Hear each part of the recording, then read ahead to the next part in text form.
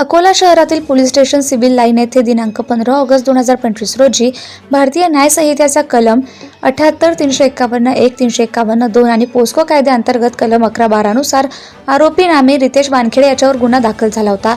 त्या अनुषंगाने police station civil line यांनी आरोपीला 15 ऑगस्ट 2025 रोजी अटक केली होती। तेव्हापासून विद्यमान न्यायालयाच्या आदेशानुसार आरोपीची जेलमध्ये रवानगी करण्यात आली होती। आरोपीतर्फे ॲडव्होकेट प्रफुल्ल सुरवाडे यांनी नितेश वानखेडेतर्फे जामीन अर्ज विद्यमान जिल्हा न्यायालय अकोला येथे दाखल केला होता। आरोपी यांच्या वकील यांचा युक्तिवाद ऐकल्यानंतर विद्यमान न्यायालय, विद्यमान जिल्हा आणि सत्र न्यायालय क्रमांक 1 अकोला यांनी 29 ऑगस्ट 2025 रोजी आरोपीचा जामीन अर्ज 25,000 रुपयांचा जात मुचलक्यावर मंजूर केला। आरोपीतर्फे अधिवक्ता प्रफुल्ल सुरवाडे यांनी प्रभावीपणे आरोपीची बाजू मांडली। सत्यशोधक न्यूज चॅनलसाठी शे Aamir, Akola. Subscribe now and press the bell icon. Never miss an update.